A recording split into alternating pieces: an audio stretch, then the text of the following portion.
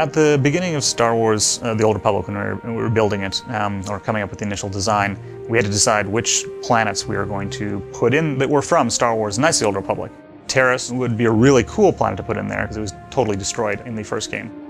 When we decided to destroy Taris in Knights of the Old Republic, we did so because we felt we really needed an impactful moment from the main villain of the game. So Malak had to come across as someone despicable.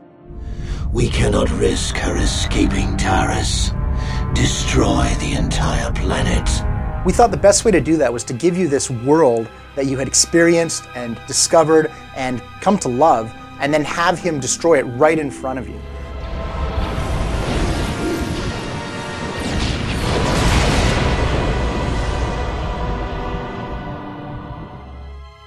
We're bringing it back in Star Wars The Old Republic. It's one of the major worlds in the game, and it hasn't been reconstructed, so it's still in ruins. And it's really cool because you finally get to see what happened, you know, hundreds of years after you left Taris, after it got blown up by Darth Malak.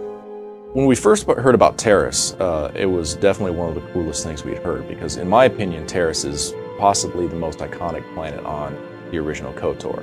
It's definitely the most memorable. Everybody knows what happened to Taris. It doesn't end very well. How do we sell the fact that Taris was a city planet, and then all these thousands of years later, what does it look like then? We were kind of balancing city planet destroyed along with, you know, it's kind of a swampy, what would it look like now? Because it's not just a bunch of ruins out there, it's actually a city planet that people are familiar with. The general story of Taris right now is it's been in ruins for hundreds of years. You know, the rat ghouls, which are one of the big enemies in the sewers of the original Taris and Knights of the Old Republic, are rampant around the planet. So the rat ghouls, they've evolved over the past 300 years, just in ways where their ferociousness, just the kind of attacks and the kind of things that they're going to do, just seem that much more vicious.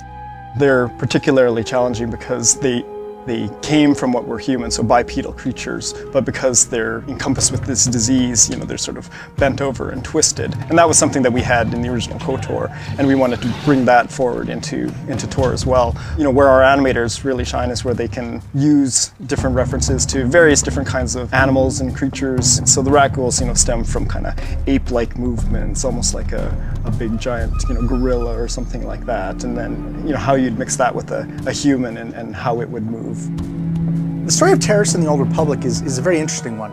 It's a very symbolic world. The Republic wants to rebuild it to show that even with all the devastation wrought by Malak and the Sith, they can rebuild, they can survive, they can come back from this kind of thing. Conversely, of course, the Imperials don't want them to rebuild. They don't want to have this evidence that the Republic is strong enough to come back from this kind of devastation. The original plan for Taris was to have a giant swamp, but once we actually started blocking Taris out, we really started to push what we could do with the verticalness. And then everybody saw, they're like, oh my God, that looks great. And so we just kept going and going and more. And eventually we got to where everybody saw it and they're like, wow, that's definitely Taris.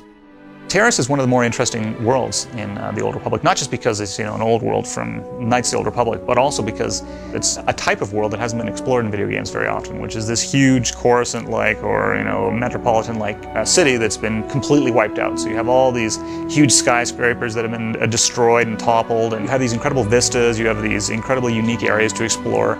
It's just a very unique looking planet, and I think people are going to be impressed with it. I know that it's one of our favorite planets here on the team. One of the great things about the original Knights of the Old Republic games was players were able to make an impact on the Star Wars galaxy. They were able to leave their mark on this wonderful setting. And in the Old Republic MMO, we're trying to make sure we recapture that spirit, that importance of the player.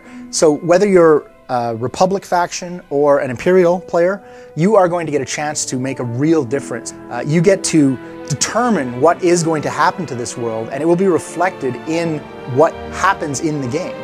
Your choices actually make a difference.